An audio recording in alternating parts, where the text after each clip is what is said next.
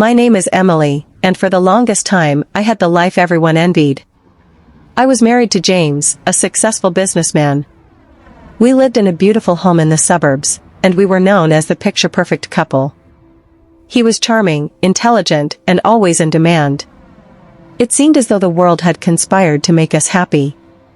But there was an emptiness, a hollow space that neither of us seemed able to fill. James was always gone, business meetings, late nights at the office, constant travel. The silence between us became deafening, and I found myself yearning for something I couldn't name. And that's when Daniel entered our lives. He wasn't like the other staff members who came and went without notice. He had a presence about him, quiet, yet somehow captivating. He was our driver, hired to take James and me to business events and social gatherings, but it was the drives that would change everything. In the beginning, I didn't think much of him. He was polite, well-mannered, and did his job without complaint. But there was something about the way he looked at me, like he saw through the surface and into something deeper. Something I had buried for too long. Acknowledgement. Before I continue, I want to thank all of you who've been following my journey and supporting me. Your likes, comments, and messages of encouragement give me the strength to keep telling this story. It's not easy to be honest about the choices I've made, but your support means everything. I hope my story helps someone out there who's been through something similar. Thank you for being here. Early signs of attraction. It started subtly, small moments in the car when we'd exchange glances in the rearview mirror, when I'd catch him looking at me when I thought I wasn't paying attention. I told myself it was nothing, that I was just lonely and looking for attention. But with each passing day, those moments grew. They became longer, more intense. James, oblivious to my growing connection with Daniel, continued to focus on his work. His absence left a space that Daniel seemed to fill, unintentionally at first. I began to look forward to our drives, those long, quiet moments when it was just the two of us. Developing emotional tension, there were drives where I didn't speak at all, just listened to the hum of the engine and the occasional sound of the wind rushing past the windows. I found myself drawn to the way Daniel's hands gripped the wheel, his calm demeanor in the midst of my turmoil. He didn't try to fill the silence with small talk like most people did. Instead, he let it linger, and in that silence, I found comfort. But what really changed everything was one late evening. James had a dinner meeting, and Daniel was driving me home. It was a clear night, the stars shining brightly in the sky, and for the first time in a long time, I felt at peace. That was when Daniel said something that made my heart race. He said, "You seem different, Emily. You've been so quiet lately. Is everything all right?" I wanted to brush it off, but for some reason, I couldn't. I told him that everything was fine, but my voice betrayed me. I felt vulnerable, exposed. I wasn't used to being honest with anyone, least of all myself. Daniel's eyes met mine in the mirror, and for a moment, time seemed to stop. There was no judgment in his gaze, only understanding. Unexpected confession. That night, when we reached home, something shifted. As I got out of the car, Daniel hesitated before speaking again. "If you ever want to talk, Emily, I'm here." And for the first time in what felt like years, I realized I wasn't alone. His words lingered in my mind long after I stepped inside. I didn't know what to make of it, whether it was just kindness or something more. But I couldn't deny that something had awakened in me. Something I wasn't sure I was ready to face. The weeks that followed that fateful evening felt like they were suspended in time. I couldn't shake the memory of Daniel's words, his gaze in the rearview mirror. It was as if he had peered straight into my soul, seeing the loneliness that I had buried for so long. I wasn't sure what to make of it, whether it was the stress of my marriage, the constant distance between James and me, or the fact that Daniel had unknowingly become my emotional lifeline. But everything changed one afternoon when James had to leave early for a meeting in the city. I had nowhere to go, nothing to do, and Daniel was waiting for me to accompany him to another event, a dinner I hadn't even been particularly interested in. James had arranged it, of course, as he did with everything, and I wasn't exactly thrilled by the thought of another one of his corporate affairs. I'll stay in the car, I said, deciding I'd rather avoid the party altogether and just wait it out. Daniel looked at me with an unreadable expression before nodding. All right. I'll let you know when the event ends. I smiled faintly, grateful for the escape. As we drove, the silence was no longer heavy or uncomfortable. It was peaceful in its own way. We passed the familiar sights, the rhythm of the car's tires on the asphalt, and the occasional hum of the engine. There was a tension between us now, a palpable charge in the air, but it was nothing like I had ever felt before. My heart was racing, and I had no idea why. We reached the venue, and I opted to stay in the car while Daniel went inside. But instead of pulling into the parking lot, Daniel stopped by a quiet spot on the side of the road, under the shadow of tall trees. Emily, he said, his voice soft yet steady. You look like you could use some air. Let's take a break for a while. I hesitated, but then nodded. He parked the car under the shade, the quiet surroundings a welcome contrast to the bustling life inside the event. I felt my tension loosen, just a little, as I let the cool breeze drift through the cracked window. But then, something shifted between us. There was an unspoken energy, an electric hum, that neither of us could ignore. He turned to face me, his eyes dark and full of a strange intensity. I've been meaning to tell you something, Daniel said quietly, his voice nearly a whisper. You don't deserve to be alone, Emily. I swallowed hard, not knowing how to respond. But there it was, the confession. The raw truth. You shouldn't have to keep pretending everything's fine when it's not, Daniel continued, his voice thick with sincerity. I see it, I feel it. You're not alone in this. I wanted to pull away, to remind myself that this wasn't right, that I had a life, a husband, a family. But there was something in his eyes, something I had been missing for so long, genuine care. My emotions were a tangled mess, but they were starting to unravel with each word he spoke. And then, before I could stop myself, I reached out and placed my hand on his. It was the simplest touch, but it felt like everything. His fingers curled around mine, tentative at first, then more assured as his hand found mine, holding it with surprising tenderness. My pulse quickened, and my breath caught in my throat. There was no going back now. What happened next was a blur. A kiss. Soft at first, hesitant, as if we were testing the waters.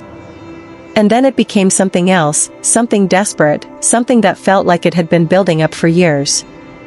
Our hands explored, our bodies gravitated toward each other in the confined space of the car. It was wrong. It was dangerous. But it felt like the only thing that made sense in that moment. Daniel's lips were warm, and his touch, even the briefest of gestures, was electric. My mind screamed at me to stop, to think about the consequences, but I couldn't hear it over the pounding of my heart. I pulled away first, breathless, my chest rising and falling in quick succession. He looked at me, his expression soft but searching. Emily, he stopped, as if the words didn't matter anymore. I shouldn't have done that, I said, but my voice lacked conviction. He didn't respond right away, just watched me as if he were waiting for something. Then, softly, he said, but you wanted to. And that was it. That one moment, that one truth, changed everything. For the next few weeks, our secret grew. I found myself longing for our stolen moments, the quiet intimacy in the car. I couldn't stop thinking about Daniel. The guilt weighed on me, but it was matched by a feeling of desire that I couldn't deny. The more I fought it, the more I craved it. I began to rationalize things. James was distant, too busy to care. He was never home, never present. He didn't need me the way Daniel seemed to need me. I began to tell myself that maybe I deserved this. I deserved to feel wanted, to feel alive. Daniel was my escape, my solace in the chaos of my marriage. Each drive became more than just a ride. It became a journey into something I wasn't sure I could control. And the more I told myself it was just physical, the more I realized how deeply it was affecting me. The lines between right and wrong blurred as I gave in to the temptation. I knew I was playing with fire, but I couldn't bring myself to stop. Daniel didn't just drive me to meetings anymore, he drove me to a place I'd never thought I'd go. But the danger of secrecy began to sink in. Each glance, each touch in the car, made me more aware of the precariousness of what we were doing. If anyone found out, if James found out, everything I had built, everything I had worked for, would crumble. But for now, the silence was easier to handle than the truth. One evening, James came home early. I was in the kitchen, pretending to make dinner when he walked in. There was a strange tension in the air, something unspoken but palpable. He smiled, but it didn't reach his eyes. "Long day at the office?" I asked, trying to sound normal, like everything was fine. James nodded but didn't say anything. It was in the way he looked at me, the way he watched me with a strange intensity. I wasn't sure if he knew something or if he was just imagining things, but I could feel his gaze on me more often these days. My heart raced. The days following our secret encounter in the car were a whirlwind. My emotions were caught between guilt and desire, constantly pulling me in opposing directions. Every time I looked at Daniel, I felt a rush of excitement and shame simultaneously. Each moment with him felt like an escape from the quiet desperation that had settled into my marriage. But as time passed, the weight of my actions grew heavier. I couldn't keep pretending that everything was normal when every glance, every touch, every whispered word between Daniel and me felt like a betrayal. The lies began to pile up, and the walls I had carefully built around my secret were starting to crack. James had been more distant than ever, wrapped up in his work. He was home less, his mind consumed by the demands of his job. I should have been relieved, but instead, his absence only deepened the ache in my heart. He wasn't the man I had married, the attentive, loving partner who once made me feel like the most important person in the world. Now, he was a stranger. Daniel, on the other hand, seemed to understand me in ways I didn't know were possible. His quiet strength, his unwavering presence, it was intoxicating. He never pushed me, never demanded more than I was willing to give. And with each passing day, I found myself leaning into that connection, losing myself in the comfort of his company. But all of it, every stolen kiss, every touch in the dark, was starting to feel like a lie I couldn't keep up with anymore. The guilt began to gnaw at me, and the thought of James finding out terrified me. But what terrified me more was the growing realization that I had started to care about Daniel in ways I couldn't ignore. One night, after a particularly tense dinner with James, one of those awkward silences that had become the norm in our house, I found myself standing in front of the bathroom mirror, staring at my reflection. I didn't recognize the woman staring back at me. She was someone torn between two worlds, each one pulling her in different directions. What had happened to me? How had I gotten to this point? James was out late again, and I was left alone with my thoughts. I picked up my phone, scrolling through the messages from Daniel. The words between us were always brief, but they carried weight, an undercurrent of longing, of need. I felt a strange sense of satisfaction every time I saw his name on my screen, a warmth that I didn't get from my husband anymore. Just as I was about to reply, I heard the front door open. My heart skipped a beat. James was home early. I quickly locked my phone and placed it on the kitchen counter, trying to act normal. But there was no hiding the unease in my chest. James walked into the kitchen, his eyes scanning the room as if looking for something. Or someone. "Emily," he said, his voice flat. "We need to talk." I froze. I had been expecting this moment, but nothing could have prepared me for the storm that was about to hit. James sat down at the kitchen table, staring at me with an intensity one had never seen before. His gaze was sharp, as if he were trying to decipher something. I could feel the tension building between us, the silence growing heavier with each passing second. "I know something's been going on," he said, his voice low but filled with certainty. "I don't know what it is, but I can feel it. There's something different about you, Emily. And it's been bothering me for a while." I swallowed hard, panic rising in my chest. My mind raced, searching for an answer, any excuse to make this all go away. But there was no denying the truth in his words. He could see it in my eyes. He could feel the distance between us, just as I had. James, I began, but the words stuck in my throat. Don't, he interrupted. Don't lie to me. I'm not stupid. I've been busy, I know that. But you've been distant too. And I can see it. You've been hiding something from me, haven't you? I opened my mouth to deny it, but the words wouldn't come. I wanted to tell him everything, to confess the affair and end the torment, but I couldn't. I wasn't ready to lose everything. James watched me closely, his expression softening, but there was still a glint of suspicion in his eyes. Emily, if you're having an affair, just tell me. I'd rather hear the truth than live in this silence. But if you keep hiding it from me, I'm going to find out eventually. And I'm not sure I can forgive you. I felt my world crumbling around me. The secret I had carried for so long, the lies I had told to protect myself, everything was on the verge of being exposed. The weight of my guilt threatened to suffocate me, but I couldn't speak. The fear of losing James, of losing everything I had worked for, held me in place. James stood up and walked toward me, his face a mix of frustration and pain. He placed his hand on mine, his touch tender but firm. Emily, I don't know where we're going, but I need you to tell me what's going on. I need to know if we have a chance to fix this. I pulled my hand away, tears welling up in my eyes. The truth was right there, on the tip of my tongue.